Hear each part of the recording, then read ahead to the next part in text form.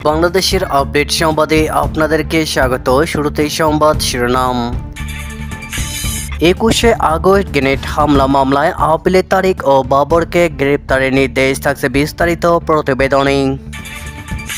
এরপর জানিয়ে দেব জাতীয় পার্টিকে এখনো কেন প্রশ্রয় দেওয়া হচ্ছে, প্রশ্ন লায়ন ফারুকের, থাকছে বিস্তারিত প্রতিবেদনে।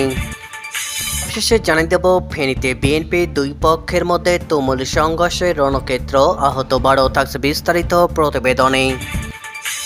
এতক্ষণ শুনছিলেন সংবাদ শিরোনাম, এবারে বিস্তারিত। 2004 সালে 21শে আগস্ট ভয়াবহ গ্রেনেড হামলা মামলায় হাইকোর্টের দেওয়া খালাসের রায়ের বিরুদ্ধে রাষ্ট্রপক্ষের আপিলের রায় আজ বৃহস্পতিবার ঘোষণা করবে আপিল বিভাগ। বৃহস্পতিবার 4 সেপ্টেম্বর প্রধান বিচারপতি সৈয়দ রিফাত আহমেদের নেতৃত্বাধীন 6 সদস্যের বেঞ্চ এই রায় ঘোষণা করবেন। 2004 সালের 21শে আগস্ট রাজধানী বঙ্গবন্ধু এভিনিউয়ে আওয়ামী লীগের সমাবেশে চালানো হয় নারকীয় গ্রেনেড হামলা। হামলার লক্ষ্য ছিলেন তৎকালীন বিরোধী দলীয় নেতা শেখ হাসিনা। এই হামলায় নিহত হন মহিলা আওয়ামী লীগের সভানেত্রী আইবি রহমান সহ 24 জন, আহত হন শতাধিক নেতাকর্মী। বাংলাদেশের রাজনীতিতে এটি ছিল এক কলঙ্কিত ও বিভীষিকাময় অধ্যায়, যা দেশবাসীকে আজও নাড়া দেয়। হামলার পর রাজধানীর মতিঝিল থানায় 2টি মামলা হয়, একটি হত্যা মামলা, অপরটি বিস্ফোরক আইনে। মামলা শুরু থেকেই তদন্ত নিয়ে বিতর্ক দেখা দেয়, ঘটনার প্রকৃত তথ্য আড়াল করা এবং ভিন্ন খাতে প্রবাহিত করার অভিযোগ ওঠে। 2007 সালের 1/11 পরবর্তী তত্ত্বাবধায়ক সরকার আমলে নতুন করে তদন্ত শুরু করে সিআইডি। পরে 2008 সালে আদালতে অভিযোগপত্র দেওয়া হয় 21 জনের বিরুদ্ধে। 2009 সালে আওয়ামী লীগ পুনরায় ক্ষমতায় এলে অধিকতর তদন্ত করে সিআইডি। এতে বিএনপির ভারপ্রাপ্ত চেয়ারম্যান তারেক রহমান সহ আরও 30 জনকে নতুন করে আসামি করা হয়। এরপর ঢাকার দ্রুত বিচার ট্রাইব্যুনাল 1-এ মামলার বিচার শুরু হয়।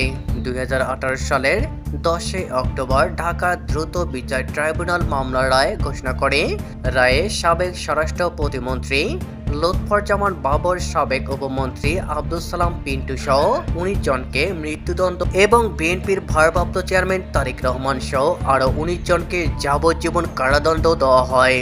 এছাড়া আরও 11 জনকে বিভিন্ন মেয়াদে কারাদণ্ড ও অর্থদণ্ড দেওয়া হয়। এই রায়ের বিরুদ্ধে আপিল করা হলে হাইকোর্টে দীর্ঘ শুনানির পর 2023 সালে 1 ডিসেম্বর রায় ঘোষণা করা হয়। রায়ে বিচারিক আদালতে দেওয়া দণ্ড বাতিল করে হাইকোর্ট সব আসামিকে খালাস দেন। হাইকোর্টের রায়ে পূর্ণাঙ্গ অনুলিপি প্রকাশিত হয় 2023 সালে 29 ডিসেম্বর। হাইকোর্ট রায়ে উল্লেখ করে 21শে আগস্টের এই হামলা ছিল দেশের ইতিহাসে একটি ভয়াবহ ও মর্মান্তিক ঘটনা। তবে মামলার তদন্ত পর্যাপ্ত ও স্বাধীনভাবে হয়নি। তদন্তে অসঙ্গতি ও দুর্বলতা ছিল। এ ধরনের স্পর্শকাতর ঘটনায় নিরপেক্ষ তদন্ত না হওয়ায় ন্যায় বিচার প্রশ্নবিদ্ধ হয়। রায়ে আরও বলা হয়, এমন ঘটনায় নতুন করে যথাযথ ও পেশাদার সংস্থার মাধ্যমে তদন্ত হওয়া উচিত। এজন্য মামলার নথিপত্র স্বরাষ্ট্র মন্ত্রণালয়ে পাঠাতে নির্দেশ দেওয়া হয়। হাইকোর্টে তো এই খালাসের রায়ের বিরুদ্ধে আপিল করে রাষ্ট্রপক্ষ। তারা দাবি করে বিচারিক আদালতে দেওয়া সাজা যথাযথ ছিল এবং সেটি বহাল রাখা উচিত। অন্যদিকে আসামিপক্ষ হাইকোর্টের রায় বহাল রাখার পক্ষে যুক্তি তুলে ধরে। আপিল বিভাগে এই মামলার শুনানি শুরু হয় গত 17 জুলাই।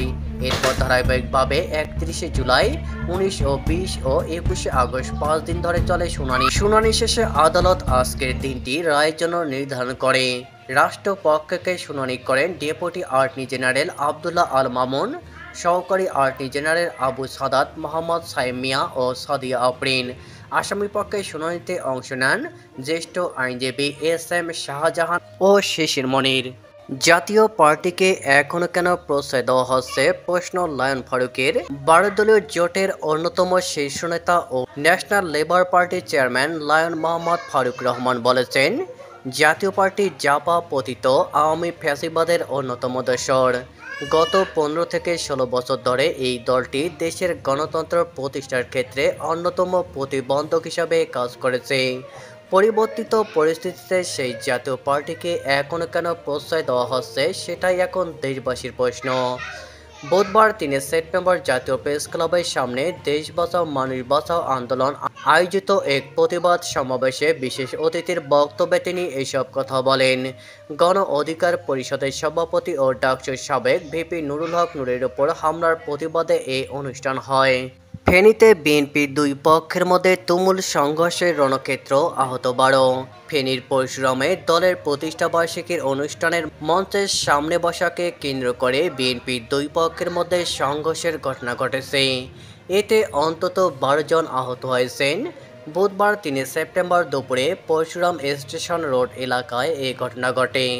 তাদেরকে উপজেলা স্বাস্থ্য কমপ্লেক্সে প্রাথমিক চিকিৎসা শেষে ফেনী জেনারেল হাসপাতালে রেফার করা হয়েছে। স্থানীয় বিএনপি নেতাকর্মী ও প্রত্যক্ষদর্শী সূত্রে জানা গেছে, কেন্দ্রীয় কর্মসূচির অংশ হিসাবে দলের ৪৭তম প্রতিষ্ঠা বার্ষিকীর কর্মসূচিতে যোগ দিতে সকাল থেকে পরশুরাম স্টেশন রোড এলাকায় বিএনপি ও এর অঙ্গ সংগঠনের নেতাকর্মীরা জড়ো হতে থাকেন। সভায় প্রধান অতিথি ছিলেন ঢাকা মহানগর দক্ষিণ বিএনপির আহ্বায়ক রফিকুল আলম মজনু। সেখানে মঞ্চের সামনে চেয়ারে বসাকে কেন্দ্র করে পরশুরাম উপজেলা বিএনপির আহ্বায়ক আব্দুল হালিম মানিক এবং বিএনপির জাতীয় নির্বাহী কমিটির সদস্য আবু তালেবের অনুসারীদের মধ্যে সংঘর্ষের ঘটনা ঘটে। পরশুরাম উপজেলার বিএনপির আহ্বায়ক আব্দুল হালিম মানিক বলেন, হামলায় আমাদের ৭ থেকে ৮ জন নেতাকর্মী আহত হয়েছে। হামলার চিতলিয়া ইউনিয়নের যুবদলের যুগ্ম আহ্বায়ক ইসমাইল ও তার ছেলে গুরুতর আহত হয়ে ফেনীতে চিকিৎসাধীন রয়েছে।